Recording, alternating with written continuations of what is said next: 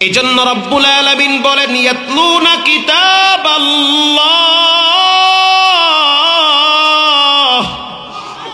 নিশ্চয়ই যারা কোরআন তেলাওয়াত করে, ওয়া আকামুস সালাহ, 2 নম্বরে যারা নামাজ কায়েম করে, 3 নম্বরে যারা আল্লাহর রাস্তায় দান করে, এই 3টা গুণ 3টা আমল যার জীবনে থাকবে, মরতে দেরি, জান্নাতের গেট খুলতে দেরি হবে না।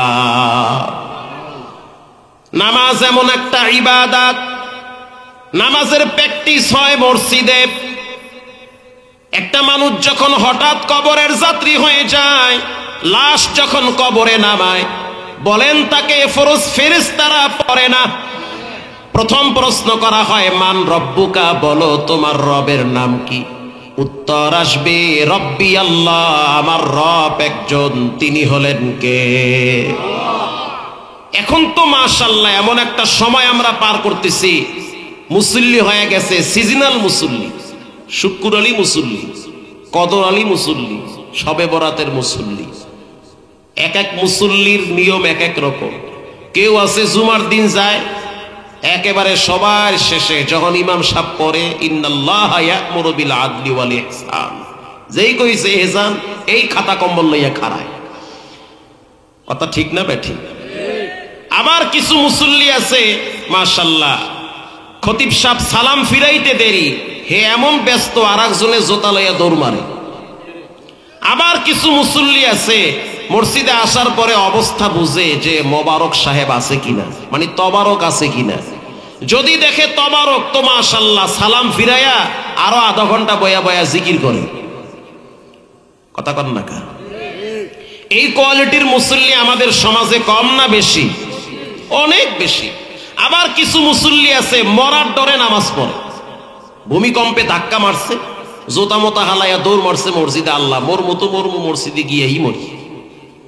আবার কিছু মুসল্লি আছে লঞ্চে উঠে, আমি তো দেখছি লঞ্চে উঠার পরে বয়া বয়া তাস খেলায়, বয়া বয়া টিভি দেখে, একসাথে বসে বসে হিন্দি নাচ গান নিয়ে ব্যস্ত থাকে। অথচ এশারের নামাজের টাইমে 100 মুসল্লিও লঞ্চে পাওয়া যায় না। হাজার হাজার মানুষ লঞ্চে গ্রামে যাচ্ছে। যখন পদ্মার মোহনায় তুফানে বাড়ি মারে, তখন এই টাস খেলেন না পার্টিরা টুফি মাথায় দিয়া 3 তলায় উঠা জিকির করে। কথা কন না কা? সেদিন কক্সবাজারে যাইতে আছি বিমানে, ওরে সুবহানাল্লাহ, আমি আর মাওলানা খোরশেদ আলম কাসিমি সাহেব একই সাথে। তো কুয়াশার কারণে আকাশটা মেঘাচ্ছন্ন। আপনাদের কি কষ্ট হয়? আকাশ মেঘাচ্ছন্ন, তারপরও 3 ঘন্টা লেট করে বিমান উঠছে। অর্ধেক উঠার পরে এখন বিমান লড়ে চড়ে না, ঠান্ডা হয়ে গেছে গা। তো আমগুলোকে যারা যাত্রী আছে ম্যাক্সিমাম এরা কক্সবাজারের ভ্রমণ পিপাসু, কলেজ ভার্সিটি ছাত্র ছাত্রীরা, তরুণ তরুণী। এরা বিমানে উঠার পরে বিমানটারে বানাইছে বাসর ঘর, বিমানেরে বানাইছে এরা মোটামুটি একটা সার্কেস খেলার ক্যাম্প বানাইছে। কেউ ছবি তোলা নিয়ে ব্যস্ত, কেউ আছে আর একজনের কান্দে হাত দিয়া কয় ভালো করে তোল, কেউ আছে বাপেরে ভিডিও কল রাখছে, আব্বু ড্যাডি পাপ্পা আমি তো এসেছি। কথা ঠিক না বে ঠিক? এক একজনে এক এক রঙে ঢঙে আছে। তো কিছুক্ষণ পরে যখন বিমান ক্রু, যিনি পাইলট অথবা যারা দায়িত্বশীল, তারা বারবার বলতেছে আপনারা সিট বেল্ট শক্ত করে লাগান, টাইট করে লাগাইয়েন যেন ছুটতে না যায়, মরার সম্ভাবনা আছে। বিমান লড়ে চড়ে না, অবস্থা খারাপ। যে যেই ধর্মের সে সেই ধর্মের দোয়া কালাম পড়তে থাকেন। আমার তো কলজের পানি হুগায় গেছে, কয় কি কয়টাই কি মরিয়া যাবো আমি? লগে তো আছে অনেক বড় আলেম খোরশেদ আলম কাসিমি সাহেব, সে মজার মানুষ। সে গায়ে মৌলানা এরকম মোরামুরি করো খা, আমি কিন্তু আমার তো মরার ডরে ডরছে। বিশ্বাস করেন, যখনই বলল যে অবস্থা খারাপ, আমাকে পাশে যেই কয়েকজন লেডিস আর লেডাস আছে এরা সবাই কইতেছে হুজুর পশ্চিম কোন দিকে, পশ্চিম কোন দিকে? আমিও কইতে পারি না, ভুলে গেছি। হুজুর আপনি হুজুর মানুষ না, আপনি কইতে পারবেন না, তো পারবে কেডা? আমি তো বিমানে উঠছি, পশ্চিম কোন দিকে আমি জানি। তার মানে এতক্ষণ ছিল রঙে ঢঙে, যেই মরার ডর ঢুকছে এখন কয় পশ্চিম কোন দিকে। এই কোয়ালিটির মুসল্লি সমাজে আছে না নাই? অভাব নাই। একটু পরে দেখলাম কয়েকজনে ব্যাগের ফাঁক দিয়ে সিরা টুপি বের করছে, মাথায় দিয়ে বলতে আছে লা ইলাহা ইল্লা আনতা সুবহানাক ইন্নী কুনতু মিনাজ জালিমিন। এটা তো শুদ্ধ করে অনেকেই পারে না, এটা তো শর্টকাটে বাইরা দিছে। এখন কাসিমি সাহেব বলতে আছে, এই যদি আল্লাহ সহি সালামতে কক্সবাজারে পৌঁছায় নামাজ পড়বি সবগুলা? হুজুর নামাজ সব পড়বো একসাথে। আমারে কইতে আছে, মুন্সি মোল্লা এত ডরাও কা তুমি? এত কথা তো মাশাআল্লাহ একদম ঠেলা মারা কথা, এত ডরাও কা? ভয় তো পাবে তারা যারা নামাজ পড়ে নাই, তাদের কলিজার ভিতরে ডর থাকবে। যারা মুমিন, যারা নামাজ পড়ে, আল্লাহরে ডরায়, তাগো আবার কিসের ডর? তারা মরবে আর রবের সাথে সাক্ষাৎ করবে, তাগো আবার কি ডর? জোহরের নামাজ পড়ছি কি বলে এই ঢাকা এয়ারপোর্টে, আসরের নামাজ বিমানে যাইতে আছে না পেছে পড়ছে, নিয়ে আইতেছে বিমান ল্যান্ড করলে আসর পড়বো। তো হাদিসে আসছে এক নামাজ থেকে আর এক নামাজের মাঝখানে কারো যদি মৃত্যু হয়, সোজাটা জান্নাতের গেট দিয়ে ভিতরে ঢুকবে। এত টেনশন কিসের? ডরাইবে তো ওরা।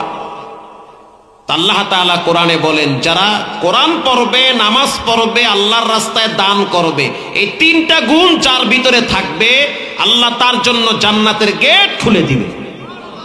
সুবহানাল্লাহর পিকা আরো বাড়ায় দেন। কীর্তন খোলা নদীর নাম শুনছেন না? শুনছেন না? বিশাল নদী। তিন বন্ধু চিন্তা করছে এই নদীটা পাড়ি দিয়ে ওই পারে গিয়া পিকনিক করব, কিন্তু স্রোত এত বেশি, অর্ধেক যাওয়ার পরে নৌকা দেখি উল্টো দিকে যায়। এদিকে সূর্য লাল হয়ে গেছে, মরার ডর কি দূরে না কাছে? কথা কন না কা? অবস্থা তো খুব বেগতিক। নৌকা বরাবর ওপার যাবে, ওদিকে না গিয়ে এদিকে যায়, তার মানে সাগরের মুখার দিকে যায়। এ তো মরার সিগন্যাল। তিনজনে চিন্তা করতে আছে কোনো আউযুবিল্লাহ কাম হইবে না, আজকে ডাইরেক্ট কুমিরের পেটে যাওয়া লাগবে। কি করা যায়? মরার নামাজটা পড়ে গেল, জীবনের শেষ নামাজ। কারণ নামাজ পড়লে তাও তো আল্লাহ দেখবে যে মোরা নামাজ পড়ে আল্লাহ দ্বারে গেছি, মানে আল্লাহরে বুঝায় যে আল্লাহ আমরা মরার পরে নামাজ পড়তে আছি। ঠিক আছে, তিনজনে মিললে এখন নামাজ পড়ো। ইমাম সাহেব কে হবে? যেইটা বেশি ফড়র ফড়র করে এটার সামনে দেয়, দেশে এটার সামনে যা আল্লাহু আকবার, আল্লাহু আকবার খারাইছে, সূরা ফাতিহা পড়ছে, এরপরে স্টার্ট দিছে কুল ইয়া আইয়ুহাল কাফিরুন। যেই কইছে কাফিরুন, তুফানে আইয়া আরেকটা মারছে বার। ঝড়ে বক মরে ফকিরের কথা কন না কা? কেরামতি বার। যেই তুফানে বাড়ি মারছে, পিছনে যেই দুইজন মুক্তাদি, এরাও তো সিজনাল মুসল্লি, শুক্কুর আলী, কথা কন না কা? এরাও তো সূরা কালাম ভালো জানে না, একটা আর একটারে বুতা মারি রেখা শক্ত ইয়ে খারাইশ তুফানে বাড়ি মারছে। নামাজ আছে? কথা কন না কা? পাশের দেখা নামাজে কথা কইলে নামাজ থাকে? ইমাম সাহেব পিছনে ফিরে কয়, ও কথা কইছে কইছে, তুই কইছো কা? নামাজ কারো আছে? সব শেষ। ওই চাচায় আসে কেন? এটা আসার কথা না, এটা বোঝার কথা। আমি রংপুর কুড়িগ্রাম ওয়াজে গেছি, এক যুবক আইছে, হুজুর আমি আপনার খুব ভক্ত, মানে বিশাল ভক্ত। আমার দেখাইতে আছে আমার বয়ানগুলো নেটে, যেই দেন আপনার এক একটা বয়ানের ভিউ হইছে 41 মিলিয়ন, তার মানে 4 কোটি মানুষ দেখছে। উরি সুবহানাল্লাহ, খুব ভক্ত আমার। আমি ওরে এক সময় কইতে আছি কথার প্রসঙ্গে যে মাশাআল্লাহ খুব ভালো, দোয়া কালাম তো দোয়া করে আমার লাগে, হুজুর খুব দোয়া করি আপনার লাগে, আমি আমার আব্বাই মিললে দোয়া করি, খুব ভালো। আমি বললাম তুমি কি ছানা পারো? ছানা খাই আমি। ও আল্লাহ কয় কি? তার মানে সে ছানা পারে না। এখানে ওয়াজ যারা হনতে আইছেন, অধিকাংশ মুসল্লি দোয়ায় কুনুত পারে না। এরাই দেখবেন মসজিদে গিয়ে ইমাম সাহেবের লাগে আর কমিটির লাগে ঠেলাঠেলি করে, দোয়ায় কুনুত বোঝে না, পারেও না। কয় হুজুর ছানা তো আমিও খাইছি, আমার আব্বাইও খাইছে। মানে সে বোঝে না ছানা নামাজে পড়তে হয়। বলেন নামাজের কিছু নিয়ম কানুন আছে না নাই? অনেক মুসল্লি দেখলে আপনার লজ্জায় মাথা নত হয়ে যাবে। তাবলিগালারা ধইরা মসজিদে নিয়ে আইছে, মাশাআল্লাহ খুব ভালো কাজ। মোবাইল বাইজে উঠছে, মোবাইল পকেট দিয়ে উঠে কয় মুই নামাজে আইছি, বেটাইমে ফোন দিছো বা? নামাজ শেষ। কারণ সে বুঝে না যে নামাজে কথা বললে নামাজ নষ্ট। এবার আপনারা বলেন নামাজ পড়তে হবে একজনের জন্য, তিনি হলেন কে? আল্লাহ তাআলা। ইন্নাল্লাযীনা ইয়াতলুনা কিতাবাল্লাহ, নিশ্চয়ই যারা কোরআন তেলাওয়াত করবে, ওয়া আকামুস সালাত, নামাজ কায়েম করবে। নামাজ এমন একটা ইবাদত, আল্লাহর রাসূল বলেন সাহাবীরা শুনে নাও, কারো বাড়ির সামনে যদি একটা পুকুর থাকে, নদী থাকে, আর সেই নদীতে যদি প্রতিদিন 5 বেলা গোসল করে, জানতে চাই তার শরীরে কোনো ময়লা থাকতে পারে? পারে না। ঠিক তেমনি ভাবে কেউ যদি প্রতিদিন 5 ওয়াক্ত নামাজ আদায় করে, আল্লাহর রাসূল বলেন তার যতগুলা ময়লা থাকবে সব রব্বুল আলামিন ধুয়ে পরিষ্কার করে দিবে। অন্য এক হাদিসে রাসূল বলেছেন, কিয়ামতের ময়দানে সর্বপ্রথম নামাজের হিসাব হবে। এমনকি কবরে যাওয়ার পর প্রথম প্রশ্ন করবে, মান রব্বুকা, বলো তোমার রবের নাম কি? উত্তর আসবে, রব্বি আল্লাহ, আমার রব একজন, তিনি হলেন কে? আল্লাহ। রবের প্র্যাকটিস হলো নামাজ। কারণ নামাজে যখন মানুষ দাঁড়ায় তখন পড়ে আলহামদুলিল্লাহি রব্বিল আলামিন, বলেন রব শব্দ আছে না নাই? যখন রুকুতে যায় তখন পড়ে সুবহানা রাব্বিয়াল আযীম, বলেন এখানেও রব আছে না নাই? যখন সোজা হয়ে দাঁড়ায় সামিআল্লাহু লিমান হামিদা রব্বানা লাকাল হামদ, এখানেও রব আছে না নাই? যখন সিজদায় যায় সুবহানা রাব্বিয়াল আ'লা, বলেন এখানেও রব আছে না নাই? নামাজ শেষ হওয়ার পর 2 হাত তুলে রবের দরবারে দোয়া করতেছেন, রব্বানা যালামনা আনফুসানা ওয়া ইল্লাম তাগফির লানা ওয়া তারহামনা লানাকুনান্না মিনাল খাসিরিন, বলেন এখানেও রব আছে না নাই? মা বাবার জন্য দোয়া করবেন, রব্বির হামহুমা কামা রব্বায়ানি সগীরা, বলেন এখানেও রব আছে না নাই? এই যে রব শব্দ বারবার নামাজের মাধ্যমে প্র্যাকটিস করলেন, হঠাৎ যখন কবরে যাবেন ফেরেশতা যখন বলবে বলো তোমার রবের নাম কি, অটোমেটিকলি ভিতর থেকে আওয়াজ চলে আসবে, রব্বি আল্লাহ, আমার রব একজন, তিনি হলেন কে? প্র্যাকটিস ছাড়া কোনো জিনিসের সফলতা হয় না। যেই লোকটা শুদ্ধ করে দেখে দেখে কোরআন পড়তে পারে না, তাকে যদি আপনারা বলেন রমজান মাসে আমাদের এই মসজিদে তারাবি পড়ার লাগবে, সে কি পারবে? কথা কন না কেন পারবে না? কারণ তার তো চর্চা নাই, প্র্যাকটিস নাই। আবার যদি আমি বলি হাফেজ সালেহ আহমদ তাকরিমকে, ও সন্তান রমজান মাসে তুমি এই মসজিদে তারাবি পড়াবা, পারবানি? সে জবাব দিবে, হুজুর বলেন কি, যদি আপনি আমাকে বাইতুল মুকাররমে দাঁড় করায় দেন, আমি দেখায় দিব সালেহ আহমদ তাকরিম কেমন মানের হাফেজ। ঠিক না ব্যাঠিক? চর্চা আছে, আপনার চর্চা নাই। এই মাঠের ভিতরে যদি একটা ক্রিকেট খেলা হয়, রাগ করতেছেন নাকি? একটু কইরেন মাঝে মাঝে। আর যদি বাংলাদেশ টিমের একজন বলার আনা হয় যে ভালো বল করতে পারে, ভালো একজন বলারের নাম বলেন তো। সবাই জানে কিন্তু এখন তো সব আল্লাহর ওলি। কি ধরেন তাসকিন, তাসকিনকে যদি বলা হয় বল করো ভাই, আর যদি আমাকে আপনারা বলেন হুজুর আপনি ব্যাট করবেন, আমি কি পারবো? কথা কর না, আমি তো জুতা ধুয়ে দৌড় মারবো। ওই বল যদি আল্লাহ না করুক কপালে পড়ে, আজরাইল দেখবো না সহে। কারণ আমার প্র্যাকটিস নাই, চর্চা নাই। আবার যদি তামিম ইকবালকে বলেন ভাই তুমি ব্যাট করবা, সে বলবে কোনো টেনশন নাই, আমি দেখায় দিব, কারণ তার চর্চা আছে, আমার চর্চা নাই। এবার যদি তাসকিনকে বলেন আগামী শুক্রবার মসজিদে জুমার নামাজটা পড়ায়া দিয়েন, সে কি পারবে? কেন পারবে না? চর্চা নাই, প্র্যাকটিস নাই, এ কারণে। ঠিক তেমনি ভাবে শুনে নেন, কবরের সুয়াল জবাব দিতে হইলে দুনিয়াতেই নামাজের মাধ্যমে রবের চর্চা করা লাগবে। এজন্য আজ থেকে পাক্কা নিয়ত করে নাও, জীবনে যতদিন বেঁচে আছেন নামাজ ছাড়বেন না, যত পাপ করেন নামাজ ছেড়ে দিবেন না। এমনকি যদি আপনি নেশার সাথেও জড়িত হন, তওবা করে নামাজে পা বাড়ান। এমনকি যদি জেনা ব্যভিচারেও লিপ্ত হন, তারপরেও তওবা করে মসজিদে পাটা বাড়ান। কারণ আপনি যদিও মসজিদে আসবেন না, লিখে রাখেন মসজিদের পালকি টাইম মতো বাড়ির সামনে চলে যাবে। ঠিক না ঠিক? এই জন্য আজ থেকে পাক্কা নিয়ত করে নেন, জীবনে কোনোদিন নামাজ ছাড়বো না। কারণ রাসূলুল্লাহ নামাজের জন্য তায়েফের ময়দানে মার খেয়েছে, উহুদের ময়দানে রক্ত ঝরাইছে, আল্লাহর হাবিবের দান মোবারক শহীদ হয়েছে নামাজের কারণে। মা আয়েশা বলেন, একদিন রাত্রিবেলা তাকায়া দেখলাম আল্লাহর নবীর চোখের পানি বায়া বায়া বিছানা ভিজতেছে। আমি চিন্তায় পড়ে গেলাম, যেই নবীর সামনে পিছনে কোনো গুনাহ নাই, ওই নবী সিজদায় পড়ে কাঁদে আর তার চোখের পানি বায়া বায়া পড়ে। মা আয়েশা বলেন, জানান্তু হাত্তা কাবদাতার রূহাহু, আমি রাসূলের পায়ে যখন হাত লাগাইছি তখন বুঝলাম রাসূলুল্লাহ মারা যায় নাই, জীবিত আছে। মাথা উঠানোর পর, সালাম ফিরানোর পর, এরপরে আমি তাকায়া দেখলাম রাসূলুল্লাহর চোখের পানি বায়া বায়া, দাড়ি ভিজে, জামা ভিজতেছে।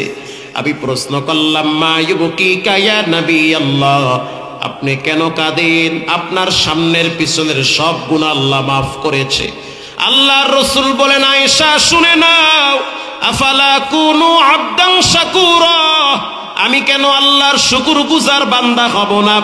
আল্লাহর নবী শুকরিয়া আদায় করে নামাজ পড়ে, আর মুসলমানের বাচ্চারা শুকরিয়া আদায় করে বিবাহের অনুষ্ঠানে ডেক সেট বাজাইয়া, মেয়ের বিবাহের অনুষ্ঠানে হিন্দি গান বাজায়া শুকরিয়া আদায় করে, ছেলের মুসলমানিতে ডেক সেট বাজায়া শুকরিয়া আদায় করে। অথচ উচিত ছিল 2 রাকাত নামাজ পড়ে ছেলেমেয়ের দাম্পত্য জীবনে সুখের জন্য রবের দরবারে দোয়া করা। এজন্য আজ থেকে পাক্কা নিয়ত করে নেন, জীবনে যতদিন বেঁচে আছেন নামাজ ছাড়বো না, জীবনে কোনোদিন কোরআনের বিরুদ্ধে অবস্থান নিব না। দিলটা যদি ভালো থাকে, খাঁটি দিলে তওবা করে নেন। এ জীবনে কত মানুষ কবরে চলে গেল, কত মানুষের লাশ কবরে রাখলেন, কত মানুষের জানাজা পড়লেন, কত মানুষের জানাজা পড়াইলেন। ডাইনে বামে তাকায়া দেখেন কত বন্ধু বান্ধব কবরের বাসিন্দা হয়ে গেছে, কত নায়ক নায়িকা, গায়ক গায়িকা, কত খেলোয়াড়, কত স্বপ্ন নিয়ে বাঁচার চেষ্টা করেছিল, 3 কাপড় নিয়ে ফকিরের মতো কবরে পড়ে আছে। কত এমপি, মন্ত্রী, নেতা নেত্রী যাদের অস্তিত্ব নাই, কবরের বাসিন্দা হয়ে গেছে। পোস্টারে নাম আছে নেতার, কিন্তু নেতার লাশ কবরে চলে গেছে। নেত্রীর নাম পোস্টারে আছে, নেত্রী কবরের যাত্রী হয়ে গেল। কবর একটা ভয়ঙ্কর জায়গা, ওই জায়গায় যাওয়ার আগে নিজেকে রবের সামনে তৈরি করে নেন। এমন কোন রাত নাই, দিন নাই যেই রাতে দিনে মানুষের লাশ কবরে দাফন করা হয় না। আল্লাহর রাসূল বলেন, যখন কোন নাফরমানের জান কবজ করা হয়, মৃত্যুর আগ মুহূর্তে তার পায়ের গোড়ালির থেকে যখন আজরাইল খেসা শুরু করে দেয়, শরীরের 364, 67, 300, 350 মোকামগুলায় দৌড়াইতে থাকে। রুহুটা বের হইতে চায় না। আজরাইল আলাইহিস সালাতু ওয়াস সালাম যখন খপ কইরা ধইরা ফেলায়, তখন শরীরের রগ ছিন্ন ভিন্ন হয়ে নাফরমানের রুহুটা বের হয়ে যায়। আর বলে, খবিস, দুনিয়ায় লম্বা হায়াত পাওয়ার পর নাফরমানি করে করে জীবনটারে শেষ করলাম। এবার দেখো তোমার জন্য তোমার রব কি সাজায়া রাখছি। সে তার চর্ম চোখ দিয়া যদিও দেখবে না, কিন্তু দিলের চোখ দিয়া দেখতে পারবে তার রব তার জন্য কি সাজায়া রাখছে। আল্লাহর রাসূল বলেন, নাফরমানের রুহুটা তখন বৎকারের যেই কাপড় ছিল ওটার সাথে পেঁচায়া নিয়ে যাওয়া হবে। আর নেককার, পরেশগার, দিনদার যারা, তাদের রুহুটা এমন ভাবে কবজ করা হবে, শরীরে যেমন একটা মশা পড়লে মানুষ কষ্ট পায় না, ওইভাবে রুহু কবজ করা হবে। এরপরে নাফরমানের লাশ যখন কবরে রাখা হবে, নাফরমান চিৎকার মেরে বলবে, নামাস না, এখানে আমি চোখ দিয়া দেখতে পাইতেছি অজগর সাপ অপেক্ষায় আছি। আল্লাহু আকবার। প্রিয় যুবক ভাইয়েরা আমার, কবরের আযাবের শাস্তি দুনিয়ার জীব জানোয়ারেরা দেখতে পায়, মানুষ দেখতে পায় না। কবরের শাস্তির খবর যদি মানুষ জানতো, দুনিয়ায় সময় দিতে পারতো না, জংলায় গিয়া কাটকাইটা জীবন চালাইতো। কবরের আযাব থেকে নিজেকে বাঁচান, আর বসে বসে মৃত্যুর চিন্তা করেন, কোন টাইমে আপনার মৃত্যু হবে নিজেই বুঝতে পারবেন। মৃত্যু এমন একটা রোগ যার চিকিৎসা পৃথিবীতে আবিষ্কার হয় নাই। আজ থেকে তওবা করে নেন, গোপনে গোপনে রবের দরবারে কাঁদবেন আর বলবেন, দয়ার মালিক আল্লাহ, এই জীবনে আমার অপরাধের খবর কেউ জানে না। আমার মা বাবা জানলে লজ্জায় মুখ দেখাইতে পারতাম না, সন্তান জানলে সন্তানের সামনে চেহারা দেখাইতে পারতাম না। অতএব আজকে ওয়াজের প্যান্ডেলে বসছি, খাটি দিলে তওবা করতেছি। জীবনে কোনোদিন কবিরা গুনাহ করব না, হারাম খাবো না, মা বাবার সাথে বেয়াদবি করব না। দিলটা যদি ভালো থাকে তওবার নিয়াইতে দুইটা হাত আল্লাহকে দেখায়া দাও। নারায়ে তাকবীর।